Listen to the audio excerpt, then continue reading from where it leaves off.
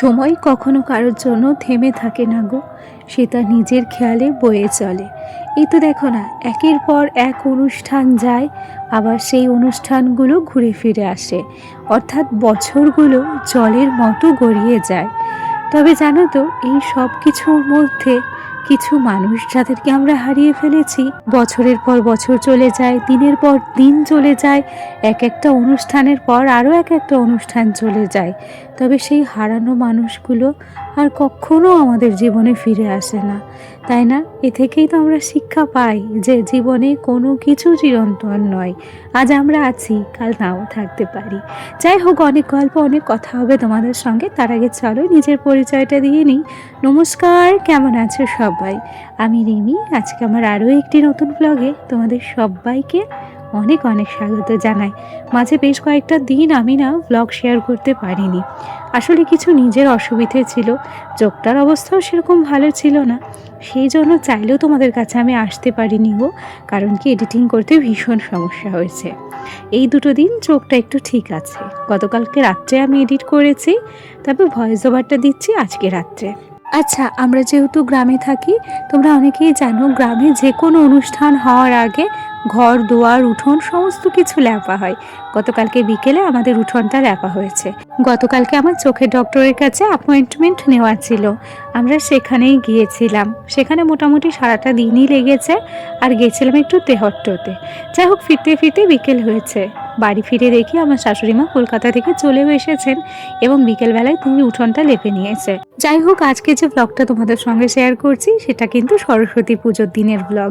একটু শেয়ার করতে দেরি হলো। আচ্ছা চলো, সকালবেলা আমার শাশুড়িমা নিজস্ব কিছু কাজ করছিলেন এবং সেই সুযোগে আমি কিন্তু গতকালকে রাত্রে যে থালা বাসনগুলো ছিল সমস্ত কিছু ধুয়ে নিয়েছি। কলের পরটাও সুন্দর করে জল দিয়ে ধুয়ে দিয়েছি। তারপর ঝটপট কিন্তু 2 কাপ চা করে নিয়েছি। বরের জন্য 1 কাপ করেছি আর নিজের জন্য 1 কাপ। সোনার জন্য একটু দুধ রেডি করেছি, সেই সাথে বিস্কুট। যাই হোক, আমরা দুজনে একটু চা খেয়ে নিচ্ছি, ততক্ষণে সোনার দুধটা ঠান্ডা হয়ে যাবে। আর এদিকে কিন্তু আমার শাশুড়িমা আমার ঘরটা লেপে দিচ্ছে। আসলে কি বলতো, আমার তো শরীরটা খুব একটা ভালো নেই, আর ইদানিংকালে আমার ঘরটা উনিই লেপে দেয়। আমি যে কদিন লেপতে পারি সে কদিন তোমাদের সঙ্গে শেয়ার করেছি, তবে যে কদিন আমার দ্বারা আর লেপা সম্ভব হয়নি শারীরিক অসুস্থতার কারণে, সে কদিন উনিই কিন্তু লেপে দিয়েছে। আর তার উপরে কি বলতো, আমি যখন ঘর লেপি সেটা কিন্তু মাটি দিয়েই লেপা হয়, আর আমার শাশুড়িমা যখন ঘর লেপে তখন গোবর আর মাটি একসাথে দিয়ে লেপে। তবে সত্যি কথা বলি, আমার শাশুড়িমা কিন্তু সত্যি খুব ভালো লেপে। আর যেহেতু আমার লেপার হাত নতুন, তাই আমার এত সুন্দর লেপা হয় না, তবুও চেষ্টা করি ঘরটাকে সুন্দর করে লেপার জন্য। চলো, গল্প করতে করতে ওনার ঘরটা লেপা কিন্তু কমপ্লিট হয়ে গেছে। সমস্তটাই তোমাদের সঙ্গে শেয়ার করতে পারলাম না, এমনিতেই আজকে সরস্বতী পুজো, না চাইতেও অনেক কাজকর্ম রয়েছে।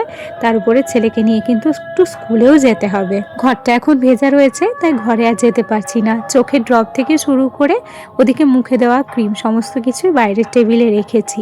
আর এদিকে বেশ কয়েকটা জামা কাপড় রয়েছে, সেই সাথে রয়েছে কম্বল এবং গামছা। এখন এগুলোকে বাইরেই ভাঁজ করে রাখবো, সেই সাথে মশারিটাও বাইরে রাখা আছে। কি বলতো, ঘরটা না শোকানো পর্যন্ত তো ঘরে যাওয়া যাবে না, কেন কি মাটি তো ভিজে গেছে। এখন ওই ল্যাপা ঘরে পা দিলে পুরো ল্যাপাটাই নষ্ট হয়ে যাবে, সেই সাথে মাটির চটা উঠে যাবে। তাই এখানেই জামা কাপড়গুলো ভাঁজ করে রাখবো। আর ওদিকে আমি কিন্তু একটু গরম জলও বসিয়েছি, ছেলেটাকে সকাল সকাল স্নান করিয়ে দেব। রান্নাবান্না বলতে আজকে সকালে সেদ্ধ ভাত বসিয়ে দিয়েছি। গতকাল রাত্রে একটু খিচুড়ি করেছিলাম, জানো, বেশ খানিকটা খিচুড়ি রয়েও গেছে। আসলে আমন ধানের চালের খিচুড়ি তো, আমন ধানটা ভীষণ মোটা ছিল আর সেই সাথে লাল লালও ছিল। তবে জানো তো, আমন ধানের খিচুড়ি ভীষণ টেস্টি হয়েছিল, আর প্রচুর ডালও দিয়েছিলাম। সেই খিচুড়ি কিছু পরিমাণ রয়েছে। আর ওদিকে সেদ্ধ ভাতও বসিয়েছি। আশেপাশের বাড়িতে পুজোও হচ্ছে, সেখানেও প্রসাদ খেতে যেতে হবে। মোটামুটি আজকে আর কোনো কিছু তরকারি রান্না করব না, আজকে এগুলো দিয়েই চলে যাবে। আর এতটা পরিমাণ এক্সট্রা খিচুড়ি কালকে বানিয়েছি, সেগুলো দিয়ে মোটামুটি দুপুরবেলা কিন্তু হয়ে যাবে। আচ্ছা, ঘরটা কিন্তু আমার শুকিয়ে গেছে, আর ঝটপট করে চলে এসেছি। আসার পরেই খাটটাকে সুন্দর করে গুছিয়ে নিয়েছি। যত যাই করি, নিজের ঘরটাকে না গুছিয়ে রাখলে আমার কিন্তু একটুও ভালো লাগে না। আর এখানে এসে আমার ভীষণ একটা বিপদ হয়ে গেছে। আসলে খাটে যে প্লাইটা পাতা ছিল তার চোচালি আমার হাতে ঢুকে গেছে নখের ভেতরে। সেটাকে এক প্রকার টেনে বার করেছি, তারপর কিছুটা পরিমাণ রক্ত বেরিয়েছে। তবে সত্যি কথা বলি, এটা ভীষণ যন্ত্রণাময়। চোচালি ছোট হলে কি হবে, ব্যথাটা কিন্তু ছোট নয়, অনেকক্ষণ ব্যথা করেছে। মোটামুটি 1-2 দিন ব্যথা আমার ছিল। সময়ের সাথে সাথে আমাদের কত পরিবর্তন ঘটে, তাই না? বিয়ের আগে একটু থেকে একটু ব্যথাও আমরা কিন্তু সহ্য করতে পারতাম না।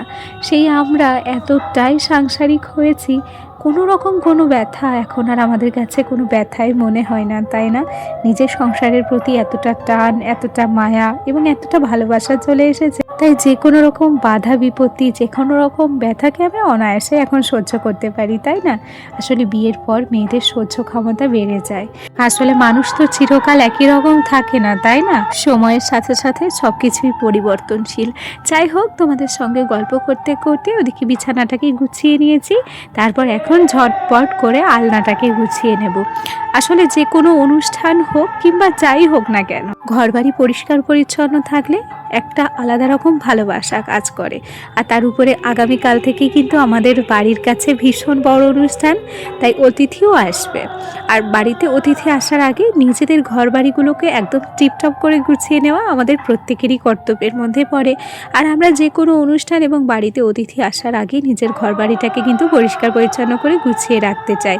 আচ্ছা চলো, এখানে না আমি কিছু কেনাকাটা করেছি সরস্বতী পুজোর জন্য, কিংবা বলতে পারো আমাদের বাড়ির কাছের অনুষ্ঠানটার জন্য।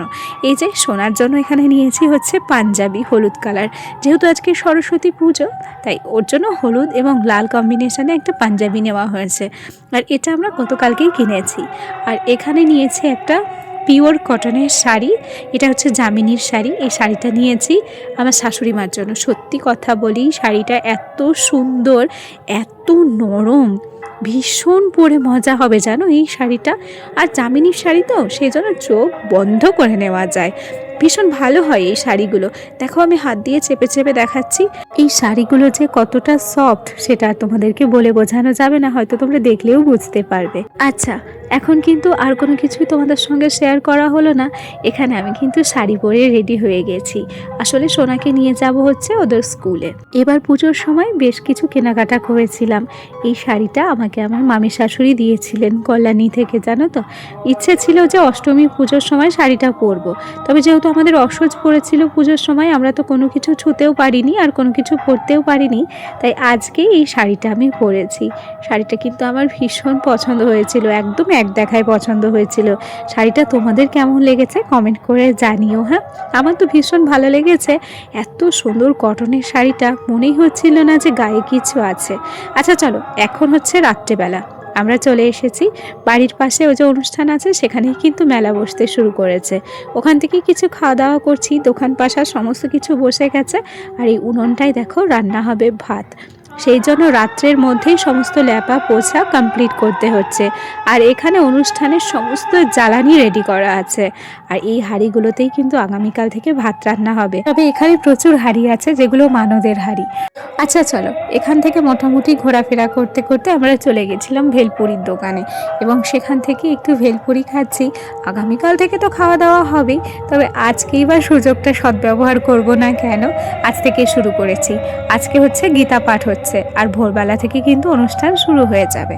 যাই হোক, ভিডিওর এ পর্যায়ে কারা কারা আমার সাথে আছো জানি না, অথচ ভিডিওটি দেখছো, প্লিজ ভিডিওটিতে একটা লাইক করে দিও। চলো আজ তবে আসি, আগামীকাল আবার দেখা হবে। টাটা সবাইকে।